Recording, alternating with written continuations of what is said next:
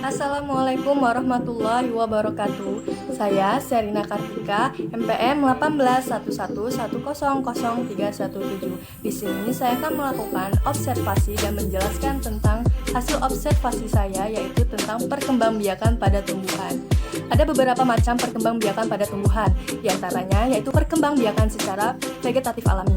Perkembangan secara vegetatif alami yaitu merupakan tanaman tanpa melalui perkawinan atau tidak menggunakan biji tanaman induk yang terjadi secara alami tanpa campur tangan orang lain.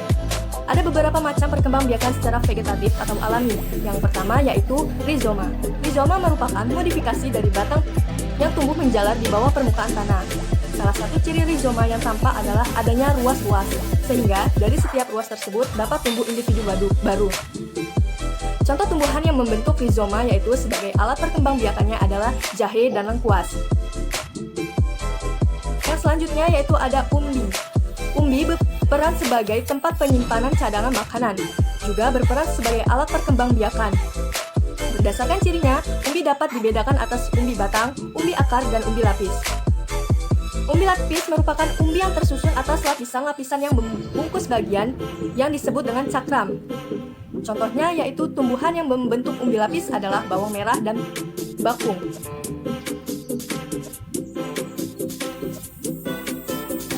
Umbi batang. Umbi batang ini memiliki beberapa mata ruas, sehingga dari satu umbi yang menghasilkan beberapa individu baru sebagai keturunannya. Contohnya yaitu tumbuhan yang menghasilkan umbi batang adalah kentang dan umbi jalar.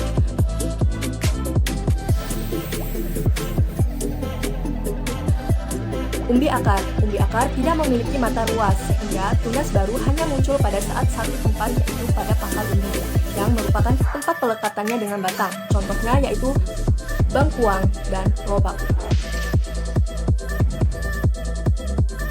Yang selanjutnya yaitu ada tunas. Yang pertama adalah tunas-tunas batang. Contohnya yaitu bambu, pisang, dan lainnya. Yang kedua yaitu tunas akar. Contoh dari tunas akar yaitu sukun, kesemak, dan lainnya. Ketiga yaitu tunas daun. Contohnya adalah cocor bebek. Yang selanjutnya itu ada stolon atau geragi. Batang yang menebal yang tumbuh secara horizontal sepanjang atau tumbuh di bawah permukaan tanah pada saat interval tertentu memunculkan tunas permukaan tanah. Contohnya yaitu stroberi dan arberi.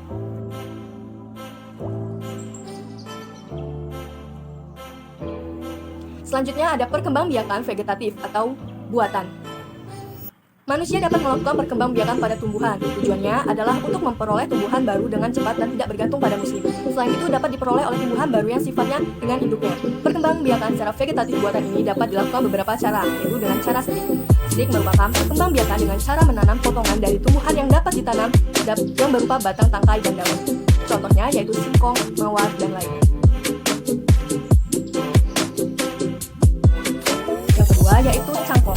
Tujuan mencangkok adalah untuk mendapatkan individu baru yang memiliki sifat sama persis dengan induknya. Contohnya yaitu mangga, jambu, dan jeruk. Nah, yaitu sambung atau enten. Menyambung atau mengenten adalah bertujuan untuk menggabungkan sifat unggul dari individu yang berbeda. Dan selanjutnya ada tempe atau okulasi. Menempel atau okulasi adalah menggabungkan mata tunas suatu tumbuhan pada batang tumbuh lainnya. Contohnya adalah bunga mawar yang berbeda warna.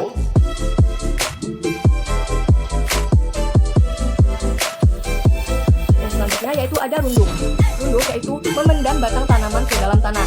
Jika sudah tumbuh akar, kita potong bagian batang dari batang tersebut. Contohnya yaitu stroberi dan alamanda. Keenam yaitu kultur jaringan. Suatu metode untuk mengisolasi bagian dari tanaman seperti sekelompok sel atau jaringan, sehingga bagian tanaman tersebut dapat memperbanyak diri tumbuhan menjadi tanaman lengkap kembali. Yang selanjutnya yaitu ada perkembangbiakan secara generatif. Perkembangbiakan secara generatif terjadi pada bunga yang terjadi penyerbukan. Penyerbukan atau persarian adalah peristiwa jatuhnya serbuk sari ke atas kepala putih. Penyerbukan akan diikuti oleh pembuatan. Penyerbukan atau persarian adalah peristiwa jatuhnya serbuk sari ke atas kepala putih. Tumbuhan adalah peristiwa bertemunya sel jantan dengan betina. Ada cara-cara penyerbukan. Berdasarkan asal serbuk sarinya, terdapat 4 cara penyerbukan. Yang pertama yaitu penyerbukan sendiri, apabila serbuk sari jatuh dari bunga ke kepala putik bunga itu sendiri. Yang kedua, penyerbukan tetangga, yaitu apabila serbuk sari dari satu bunga jatuh ke kepala putik bunga lainnya tetapi masih dalam satu tumbuhan. Yang ketiga yaitu penyerbukan silang, yaitu apabila serbuk sari dari satu bunga jatuh ke kepala putik bunga lainnya tidak satu tumbuhan tetapi masih satu jenis tumbuhan. Penyerbukan basah, yaitu apabila serbuk sari dari satu bunga jatuh ke kepala putik bunga lainnya sejenis namun variantasinya berbeda. Selanjutnya ada penyerbukan oleh angin. Bunga yang menyerbukannya dibantu oleh angin memiliki ciri-ciri, antara lain memiliki serbuk sari yang banyak, kecil, kering, dan ringan, sehingga mudah diterbangkan oleh angin. Pada dasarnya, bunga kecil atau mahkotanya itu kecil, dan bahkan ada yang tidak memiliki mahkota. Contohnya adalah bunga pada tumbuhan rerumputan. Penyerbukan hewan. Bunga yang penyerbukannya dibantu oleh hewan memiliki ciri-ciri, antara lain memiliki mahkota bunga yang besar, menarik, memiliki warna mahkota yang mencolok, mengeluarkan bau yang khas, serta menghasilkan nektar yang semuanya sama menarik binatang untuk menghampirinya.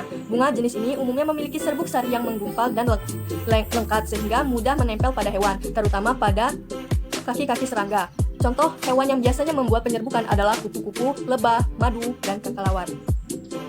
Penyerbukan oleh air. Penyerbukan dibantu oleh air biasanya terjadi pada tumbuhan-tumbuhan air.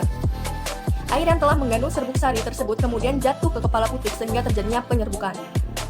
Yang terakhir ada penyerbukan oleh manusia. Tumbuhan yang berproses penyerbukannya dibantu oleh manusia adalah tumbuhan-tumbuhan yang umumnya berguna bagi kehidupan manusia, sehingga manusia yang sering melakukan kontak dengan tumbuhan berbunga tersebut. Contohnya yaitu vanili dan bunga anggrek.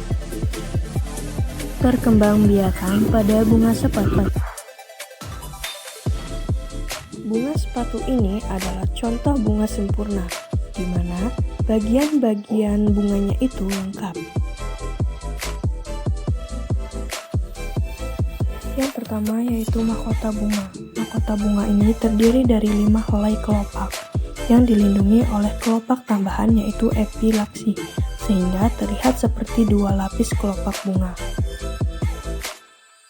Pada saat perkembangbiakan, bunga ini tumbuh dengan sempurna. Tetapi pada saat jarak 2 minggu, bunga ini mengembang lebih besar dari yang sebelumnya. Yang kedua yaitu tangkai sari. Tangkai sari ini berada pada bagian bawah bunga. Bagian tangkai bunga sebagai penompang dan penghubung antara tangkai bunga dengan ranting. Pada saat perkembangbiakan, tangkai bunga ini tidak panjang dan masih terlihat menyatu pada mahkota bunga. Namun, pada saat perkembangbiakan, tangkai ini menumbuh lebih tinggi dan terlihat terpisah pada mahkota bunga. Selama penyerbukan bunga sepatu, maka perubahan bentuk bunganya sendirilah yang perlu diperhatikan. Tahap pembentukan bakal biji dari bunga kembang sepatu tersebut terjadi setelah karena adanya penyerbukan yang dimulai dengan rontoknya kelopak bunga yang ada pada serbuk sari dari bunga lain ke bunga kembang sepatu yang ada inangnya. Setelah itu, bagian bunga dasar yang akan berkembang membentuk bakal biji hingga berbentuk dari berubah warna menjadi warna coklat kering. Pada saat hal tersebut sudah terjadi, maka biji bunga tersebut bisa dikeluarkan dan sudah bisa ditanam secara generatif. Ciri bunga kembang sepatu yang siap untuk diserbukan antara lain yaitu bunga sudah mengembang sempurna dan warna bunganya utuh. Lalu terdapat serbuk sari dan benang sari dalam bunga kembang sepatu, karena ini adalah bagian utama untuk melakukan penyerbukan.